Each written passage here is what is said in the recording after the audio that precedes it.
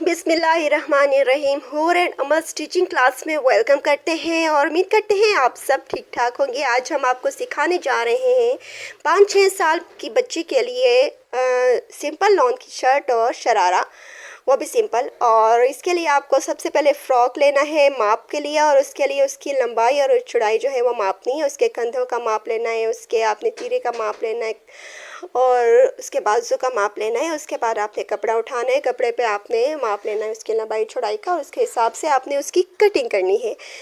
और जी जनाब, कैसे हैं आप? और उम्मीद करती हूँ कि हम आपको हमारे व्लॉग्स जो हैं वो अच्छे लग रहे होंगे, क्योंकि इसमें इंटरटेनमेंट भी है और इसमें एजुकेशन भी है।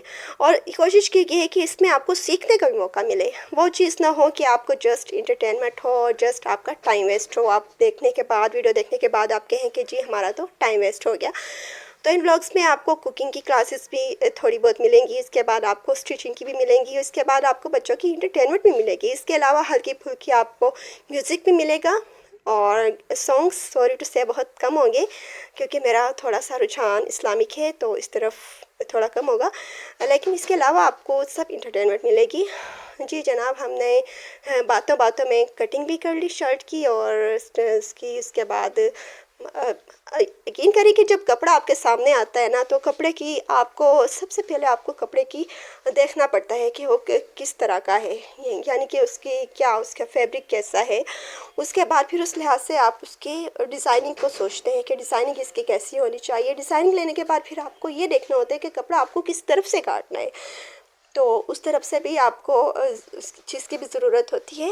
और इसके बाद फिर आप कपड़ा काटते हैं, तो कपड़ा काटते हुए बहुत एहतियात से काम लेना चाहिए। वो बात कहते हैं ना कि एक दफ़ा अगर कैंची चल जाए कपड़े पर या ज़बान चल जाए किसी बात पर, तो वो बात भी वापस नहीं आती, और जो कटिंग का ख़राब हो चुका होता है वो भी वापस नहीं आ सकता।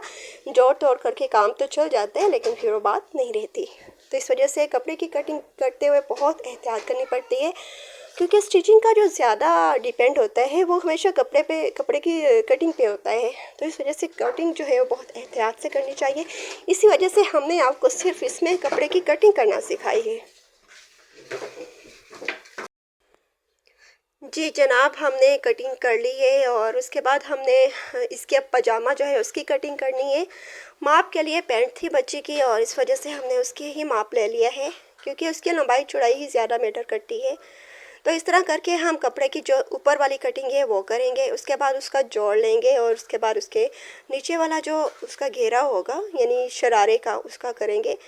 और सबसे इम्पोर्टेंट कटिंग इसकी जो नीचे वाला जो उसका घेर होता है, उससे ऊपर वाली जो कटिंग होती है वो ज़्यादा मायने रखती है, और ज़्यादा इम्पोर्टेंट कटिंग वही होती है। बहुत एहतियात करनी पड़ती है, क्योंकि वो थोड़ी उसमें मिसिंग हो जाए तो सारा शरारा जो है वो ख़राब हो जाता है।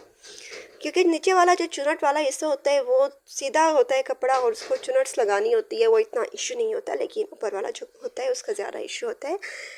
इस तरह करके जी जनाब, हमने कटिंग कर ली कपड़े की, और हमने इसके पार्ट्स अलग अलग कर दिए। जी जनाब, हमने इसमें आपको सिर्फ कटिंग का तरीका सिखाया है। स्टिचिंग का तरीका इंशाल्लाह अगली वीडियोस में आपको दिखाएंगे, और जल्द ही दिखाएंगे।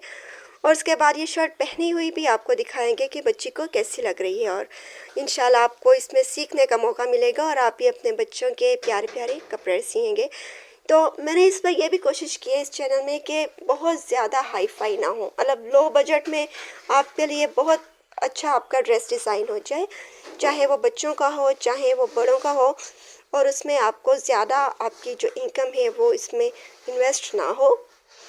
क्योंकि आप जानते हैं कि लॉन के कपड़े तो ऐसे होते हैं कि आप अगर एक सीज़न पहन लिया है तो अगला सीज़न जो है वो मुश्किल ही होता है। जी जनाब, बताएं कि आपको हमारा ब्लॉग कैसा लगा है, और आप अपने कमेंट ज़रूर शेयर किया करें और सब्सक्राइब करें चैनल को। और अल्लाह हाफिज़, बामाने खुदा, खुश रहें।